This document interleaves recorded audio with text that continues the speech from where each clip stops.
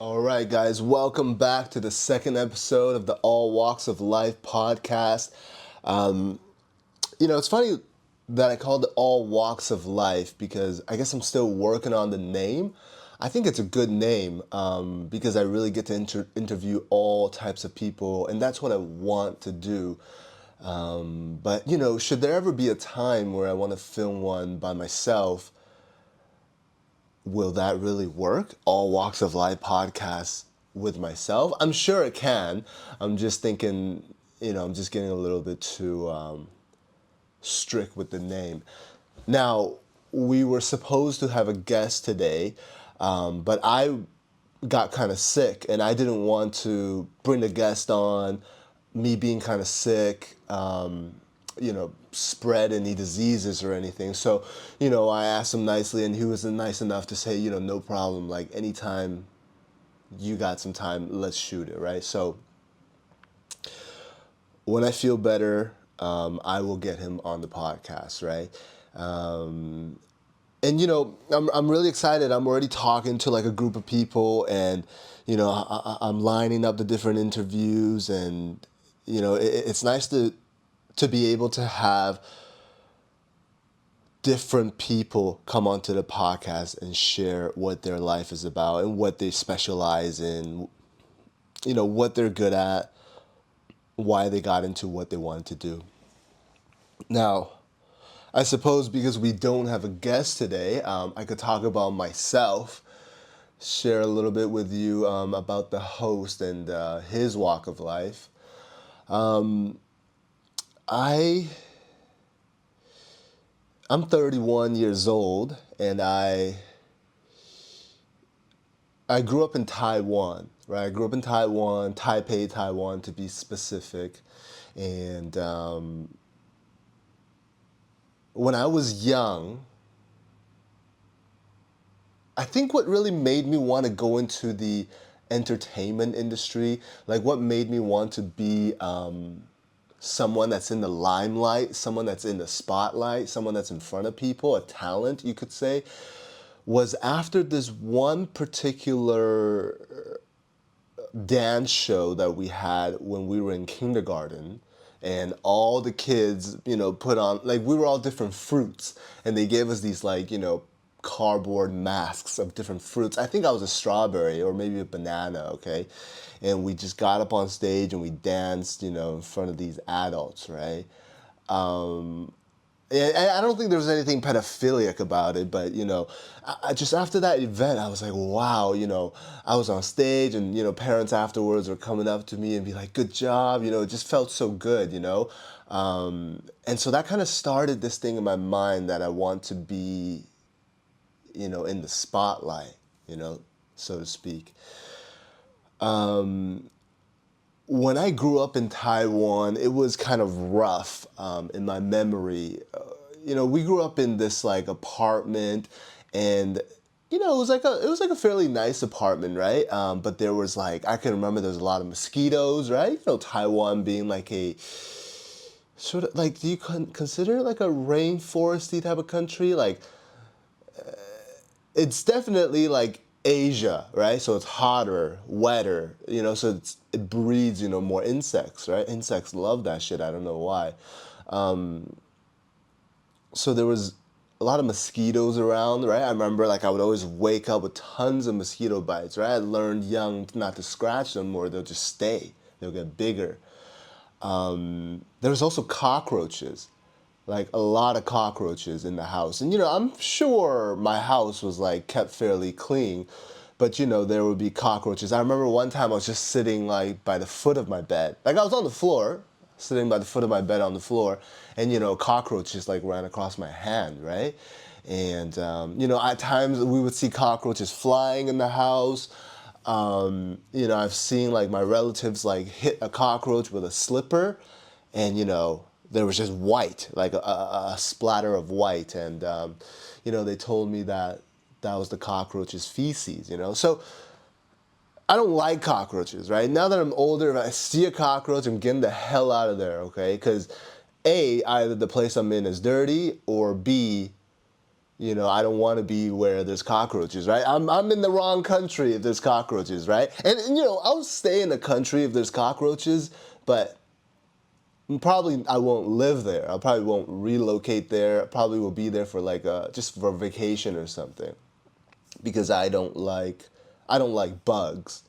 But the weird thing is I love bugs on movies or on TV shows. Like, you know, whenever I watch a movie with my sister, right? And you know, let's say it's Kong, okay? And they get into like this one area on the island, and suddenly there's, you know, millipedes or centipedes crawling. I'm like, yes, you know, I love it. Like, I love it when there's bugs in movies. I just don't like bugs in real life. I hate bugs in real life.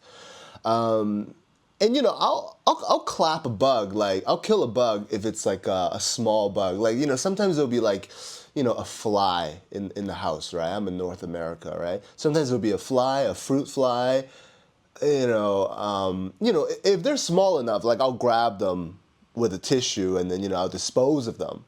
But sometimes, you know, when I talk to other friends online, in fact, I was talking to this girl, and she was saying she'll just clap like a big fly, like a fly, not a fruit fly, just a fly with her hands. And I'm like, whoa, like, that's disgusting. Because, you know, you open that hand up, and, you know, there's what have you. Like, you open that hand up, you'll get a stretch of glutinous material. So, you know, I would never do that. I would never do that. I would clap like with my bare hands, like fruit flies, but I would never clap anything bigger than a fruit fly with my bare hands. You know, it's just, I just, I just, I just can't do that. Like, although nothing will get into my hands, like the pores in my hands, like, I just can't do that. So, so I grew up in Taiwan, and when I was 7, you know, I was relocated to Canada. And I don't think there's anything about like moving to Canada that really, like, I don't know, like that desire of me like wanting to be in the spotlight, like, it's always in the back of my head, right? And when I was in high school, there was the choice of taking drama classes, right? Electives, you know. I was able to take drama as my electives, and I took drama all 5 years of high school, right? I was in drama all 5 years, and I always got good marks. That was like the only class that I tried in, you know, math, history, social studies, like, I didn't try at all. It was always like B's, right? Or C's. Or I got A's in English, but like, all those other classes, B's or C's, right? I never tried. I didn't do homework. I did the minimum amount of homework to get B's and C's. I just didn't care, you know. Like, I think I'm the type of person that, you know, I could call it ADHD, but I don't want to smear people with ADHD who do good work. I was just not academic. I was more focused on living and the fun and the creating vibes. Like, in this world, I see I see vibes, you know, like, and I don't mean like, oh, you see a coffee mug and I see a vibe. Like, I'm more focused on the energy. I'm more focused on, I'm even focused on like the interior, you know, the design of things. I'm not focused on social studies or the year that, you know, World War II happened. I'm not focused on, you know, a quadratic. Can I say a quadratic triangle? That doesn't even make sense. Quadratic is 4. But, you know, I'm not focused on these things. So, you know, even after high school, I really thought to myself, like, did I want to pursue a career in acting, right? In fact, that's what I thought about. Like, it was burning in my mind. You know, I always watch movies, and I always thought, you know, oh, Brad Pitt, like, what a great life. You get to be on set, you get to act, you get to be paid millions, you're a celebrity. Like, I always thought acting was like a fantastic gig, but I never got the balls to do it, right? When I was 17 or 18, graduated high school, I was like, okay, well, it's now or never. Like, I get some headshots, I go for auditions, you know, but I didn't do it. I didn't end up going through with it, right? And I was, and you know, I feel like as a result of that, I was always like running away from something. And in this case, I was running away from my dream. And so that dream would always manifest itself, like it would always come back and kind of like try to manifest itself into the real world. I remember when I first graduated high school, rather than pursue acting, I went to university and I got a job at a retail store, right?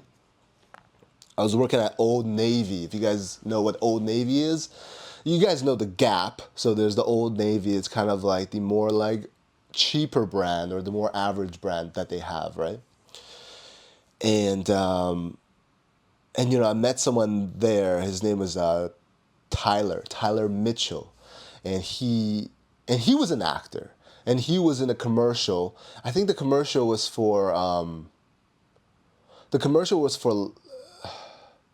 I forgot what it was for.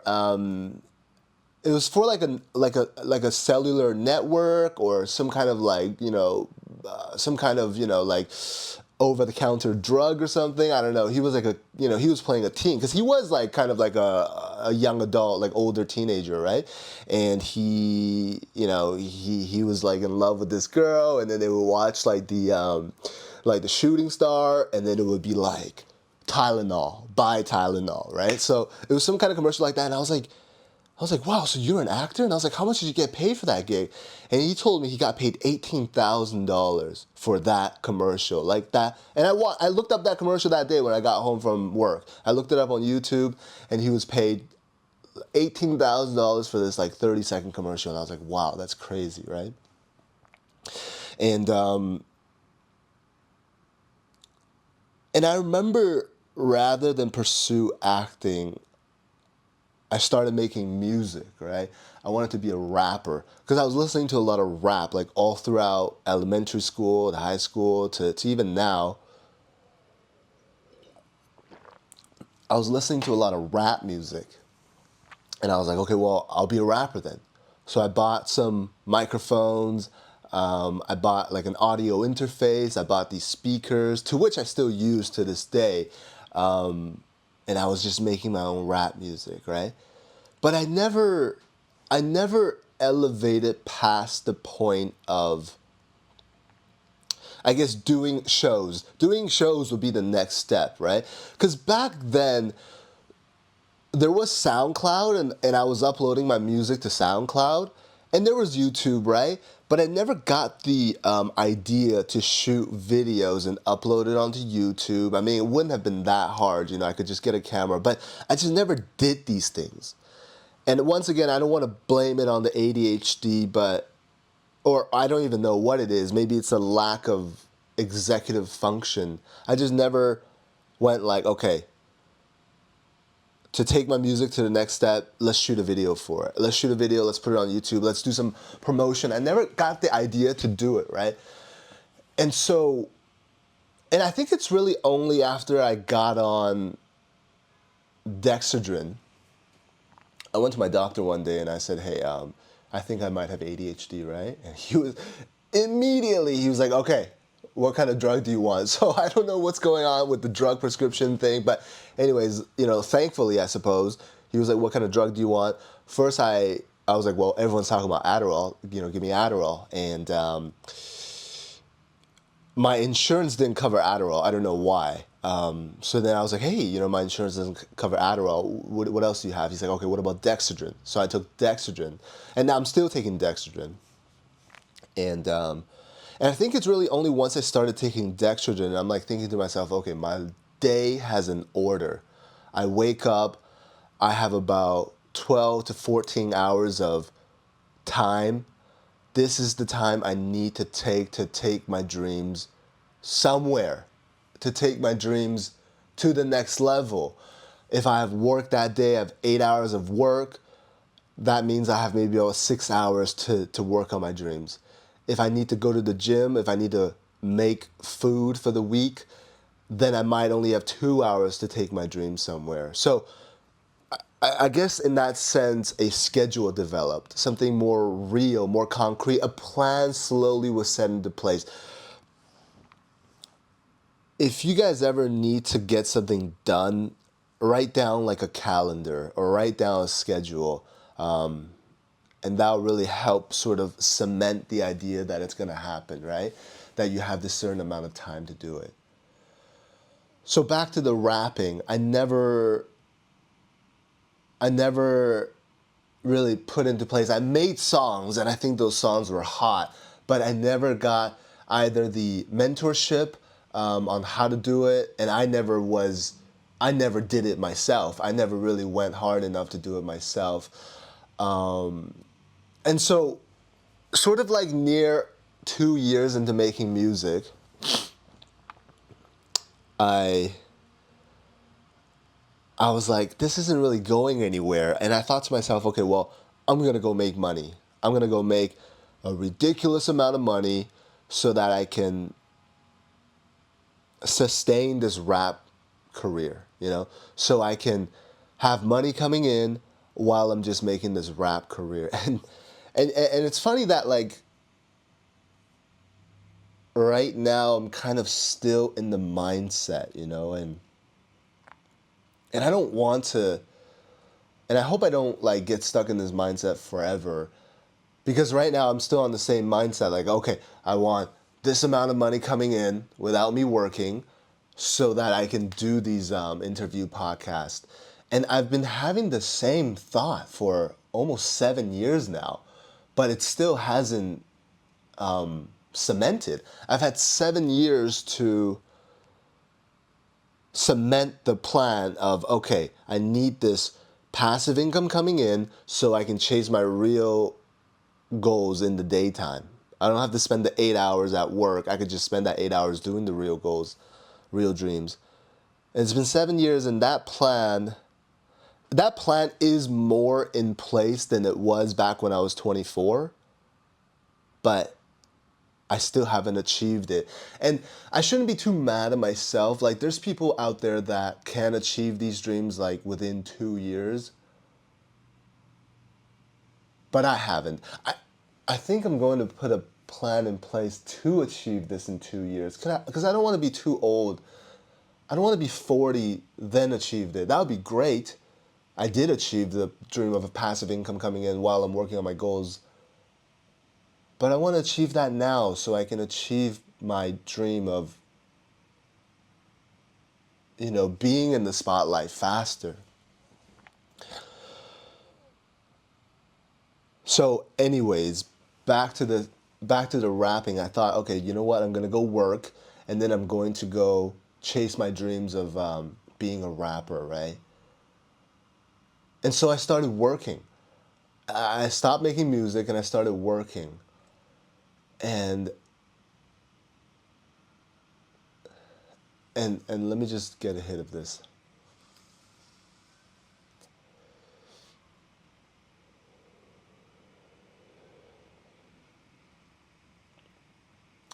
I can't quite remember what job I got first after I sort of gave up rapping. I think I got a job at a dispensary. I think I was about 26 at a time, right? And that was a great job, because weed in British Columbia at the time, it was in a gray market. Everybody smoked weed, right? Like Seth Rogen grew up here. He smoked weed when he grew up. He's a little bit older than me. So everybody smokes weed in Vancouver. But it wasn't legal yet, but there was these dispensaries popping up everywhere, okay? And, cops really wasn't going to go shut down a dispensary unless they were, the way they were operating was just egregious. But, most dispensaries got to stay up. Every day or every week, this person from the city would come in. They would give you a ticket, because you can't be operating a weed store, right? But we were operating a weed store. This person would come in. They would give you a ticket. They'd be like, hey, have a great day. And then they'll see you again next week, the same person, right? And this ticket would be like $1,000 for operating a weed store while weed wasn't legalized, right? But nobody cared. The cops didn't care. And, when tourists came, they'll be like, is weed legal here? And we'll be like, wow, it's in a gray area, just exercise caution when you smoke it, right? But we were selling everything, we were selling oil, we were selling hash, we were selling gummies, we were selling vape pens, we were selling the actual flowers. We were selling everything. And so I worked for this dispensary operated by these brothers, okay, and their moms. It's really funny. Like, it's actually a great time. These brothers, I was hired by them. And I got to meet them, and they were like these entrepreneurs. Like the brother, I think he started out as an electrician, right, or a plumber. I'm not sure, but then he then opened up a weed store because he smokes weed. He opened up a weed store, and there was these different shops. There was one in downtown. There was one in Gastown. There was one in Mount Pleasant, and I was working at the one in downtown, and it was right on Granville Street, and people would walk by. I would meet tons of people every day. And at the time, I had dreadlocks, right? And I smoked weed, I did drugs, so I was really like in that scene like perfectly, and I got to meet people like every day. I got to meet other rappers, and I got to meet girls come in every day smoking weed, right? Like a lot of girls smoke weed, right? Young girls. I was young back then, it was great. I got a lot of girls' numbers. I got to meet a lot of people. I was great at talking to everybody, right? I was talking to people of all walks of life.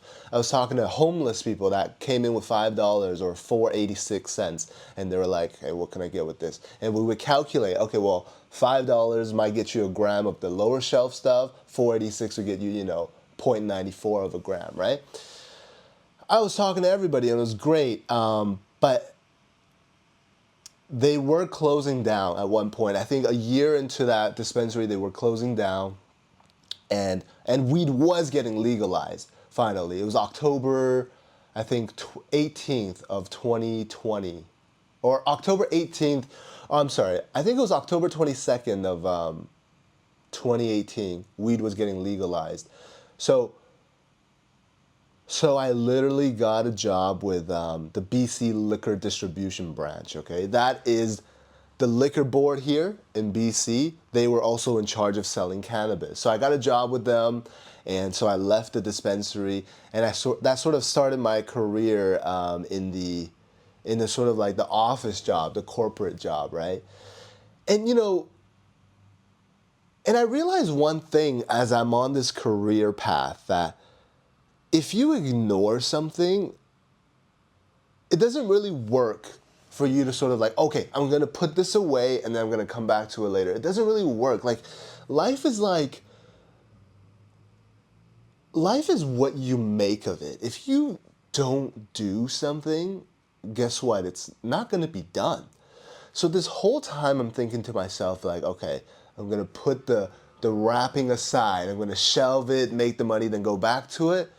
Slowly and surely, I'm not really, becoming a rapper became less and less prominent in my head. It became less and less important. And maybe it's a good thing, maybe it's a bad thing. Now I'm in these, different ventures. I'm making YouTube videos, but I realized that, it didn't really work putting rapping aside or putting anything aside to chase something else, because you start getting into that other pattern. You start getting into that other mode of life, and you start not thinking about whatever it is you got going on. Maybe you want to be a painter or something,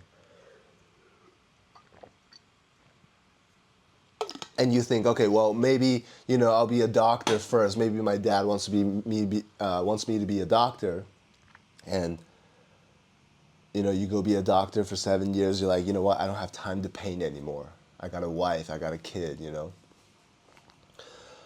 And it's okay for me. So I got into the corporate job, but this like thought and this need to be in the limelight, it's still in the back of my head. So I started streaming. I started streaming on Twitch. So about a year and a half to 2 years into my corporate job, I started streaming, right? I started streaming after work, and I sort of got somewhere, right? If you guys want to look me up on Twitch, my account is still there, but I haven't streamed in a long time. It's actually Big Partner on Twitch, right? And I'm even still wearing the shirt. Like, this is an emoji that you get if you're a subscriber to that channel. I started streaming on Twitch, and I would just be doing. I was playing games at first because everybody played games on Twitch, right?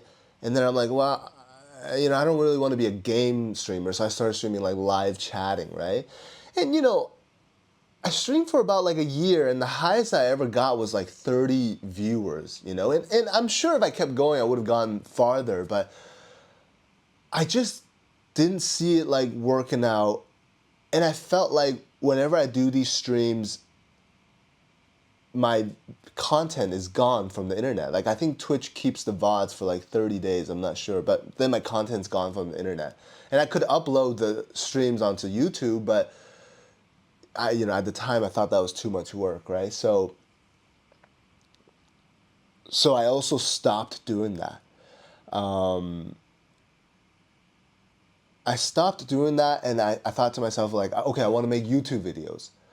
I want to make YouTube videos because if I create these YouTube videos, they will be on the internet forever, right? And people have made it work, right? People have made it work on YouTube. I just needed to figure out like what I wanted to do.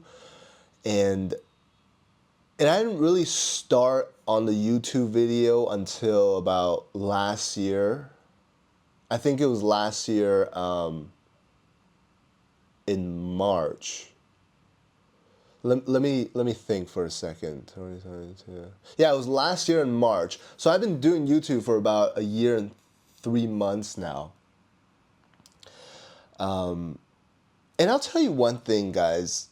I'm not sure if this applies to everybody, but I'm sure, I'm sure it applies to everybody in some way, okay? If there's something that you want to do and you don't do it, your mind and your body is going to start manifesting what you want to do in some way or another. And it could manifest in unhealthy ways if you let it. I think that's the primary reason why I was drinking and doing drugs so much when I was younger, because I wanted to do something. I wanted to be an actor, but I didn't know how to do it. I thought people might laugh at me. I didn't know how to start that. And so I would be doing drugs, and I would be drinking, and or I would be having casual sex, and that'll still happen, if I'm not like chasing my goals, I don't have an active plan of what I want to do. I might go on Bumble and try to look for, some meaningless hookups, and those feel good, right? In the moment, right? They say sex is like pizza, right? Even when it's bad, it's not bad, right? But still, like, after you come, it's like, okay, so what? So what? I wish I took the time to advance my goals a little further. I wanted to just say that, like, in case any of you guys are out there knowing that you want to do something. Maybe you even know what you wanted to do, but you're scared or you don't know how to take the step. You got to just do it. And it could be not the perfect step, but as long as you're taking a step in the right direction. Let's paint it this way for the people who are visually inclined, okay? Let's say there's north, east, it might be opposite. So north, east, south, west, right? Let's say the direction you want to go to, let's say you want to be an actor, is north, okay? And let's say it's literally 90 degrees north. The first step you take might be like 45 degrees, and it might be kind of northeast, okay? But as you're going north, at least you're going north, and then you start to learn. Maybe 3 months into it, you start getting a little bit more, you start getting 55 degrees north. You're starting to get closer on your path, right? But if you never take that step, you'll just be in the center. You might even be going south, and you never want to go south. So take that first step. It might be literally 179 degrees north. You know what I mean? 179 degrees like east of northeast. But you start taking that step, you start getting closer and closer, and maybe 3 years down the line, you'll be at 89 degrees north, and you finally chase your goal, you know? Or you'll be the most effective and most efficient at chasing your goal. And so I started doing YouTube last March, and when I started, I thought to myself, like, okay, I want it to be me. I want it to be something that I can do. I don't want it to be inauthentic. So I started filming just every day, daily of my life, right? You know, a journal, right? A video journal. And that's why my channel is called Tony Ku Viorno. It's a video journal, right? And it felt great, you know, finally making content. Because I think from streaming, ending streaming to starting YouTube, I think there was 2 years where I didn't do that. I remember in the middle, I also wanted to, I was watching a lot of travel vloggers, right? And I was like, okay, I want to be a travel vlogger. So I took a camera and I went to Mexico. And then, you know, in a week, I actually filmed some Mexico travel vlogs. I'm not sure if it's still up on the channel. If it isn't and you guys want to watch it, leave a comment. I'll publicize it. But I went to Mexico for a week, and then I got the worst diarrhea, and I gave up on it, and I came back. And, you know, travel vlogging is something interesting. Like, you know, being able to travel and make content abroad is still something that's in my mind. Maybe I won't do travel vlogging per se, like going around with a camera, eating, living, but I might travel myself. I might meet people abroad and then have them come over and film a all walks of life podcast. I think that would be very interesting. I might have to get an interpreter to sit in on the podcast, but you know, someone could come and I could be talking to someone from Ukraine, and we could be having conversations about their life. You know, they could be a student, an Ukrainian student, and we could be having a podcast there. And so, but that didn't really pan out. So I started doing the Viornos last March, and it felt great just being able to talk about how I'm feeling and start the YouTube off and get to know people, right? And I think within maybe 2 months, 3 months, I had 100 viewers, and you know, I kept doing it, and I think I got to like 800 viewers within the year, and I was so close to 1,000. Then one day I was reacting to a Fresh and Fit video, right? And it had John Zerka in it. And so that video got 1,000 views. All my previous Viornos of me talking, and I really appreciate the people that subscribe and it was just me talking. Those got like maybe like 150 to, I think my most popular one was like 450 views on just me talking, and when there was no subscribers. So really appreciate the people that watched and comment and liked and subscribed to those videos. But I reacted to a Fresh and Fit video that got 1,000 views, right? And you know, more subscribers. And I was like, whoa, you know, maybe I can do some reaction content, right? Because I've heard of reaction YouTubers, reaction streamers. Excuse me. So I started reacting to more videos. I started finding these like ridiculous like Karen videos online, right? And I thought like the way these Karens were acting was so entitled.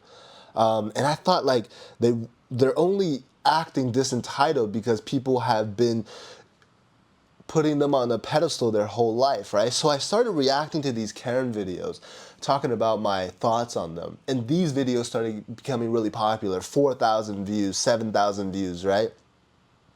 And I started gaining traction. I got 1,000 subscribers off that. And my channel got monetized, and I was able to make money off YouTube. And one of my most popular videos is me reacting to a Karen getting knocked out because she was parked by a fire hydrant, and someone called her out on it, and she hit the guy calling her out on it, and she got knocked out. That was my most popular video, almost 1 million views, right? And I think with that video, I got paid like almost like $3,000, okay? So, and so I had, you know, I think reacting is, it can work, right? But I don't want to be reacting like forever. In fact, I got kind of tired of reacting to content.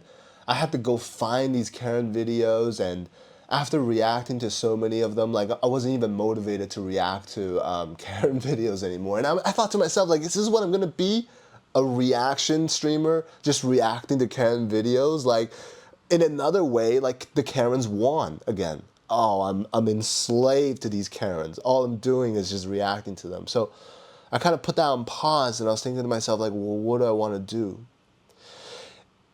And throughout my life, like, I don't know if it was because I grew, like, when I was young, like, I grew up in like a lot of daycares, right? Or when I was young, like, I had like nannies, like, kind of like to take care of me. Like, I never really got close to like my family, and I think it was because of this that I developed this natural inclination to interview people, because that's how I got my like knowledge. That's how I got my like.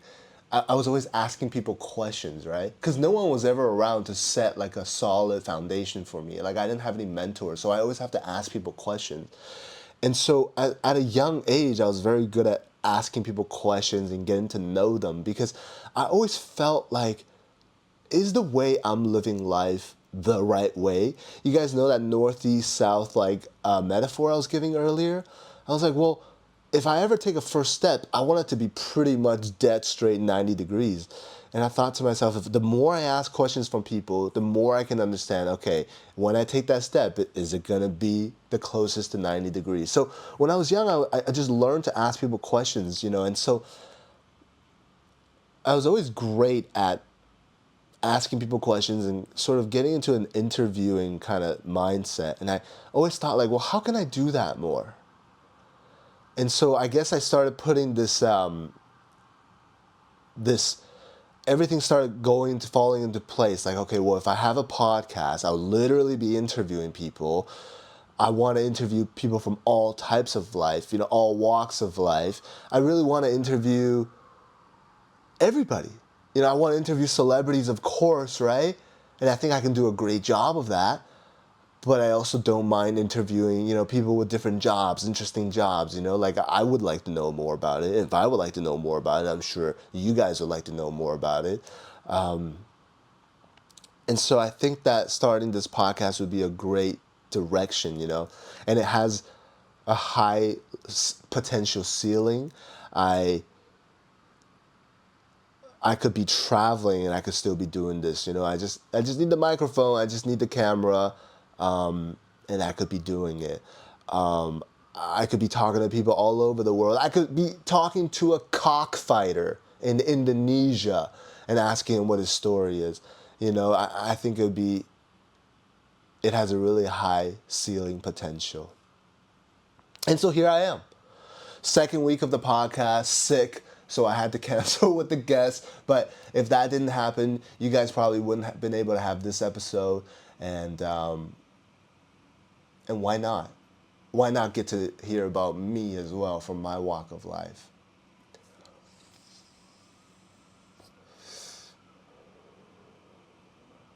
And I'm sure there's going to be more like single episodes on. They're not always going to be about my life. Like, how many different times can I talk about my life? But they'll probably be more about what's happening with my life recently in that moment. And I hope you guys don't mind, because I like talking, right? As much as I like asking questions, I like talking. So I hope you guys don't mind. Nah, I'm sure you guys don't mind. But I'm going to have those solo episodes as well in the future. But I'm definitely also going to have, guests on. And that's really about it. If you guys want to see the travel vlogs from when I was in Mexico, let me know in the comments. I'll publicize it. I still have the travel vlogs in between when I was doing the viewer knows and the reacting to Karen videos. I went to Southeast Asia and I posted my travel vlogs. It's still public, so check those out. And yeah, next week I should have a guest on, because I should be feeling better, and I'll have a guest on. I have a couple of people that I can have on, so I got something in store for you guys, okay? And guys, I know that I went from reacting to this podcast, so most of my fan base is reactings. But if you like me, all right, give this video a like, watch the video, let YouTube know to recommend this to more people because I really want this to take off. So like and subscribe to the video, watch it, put it on, watch the whole thing, give me money, retweet, tell everybody you know about me, and blow me up, all right? Thank you guys so much. I'll see you in the next one. Goodbye.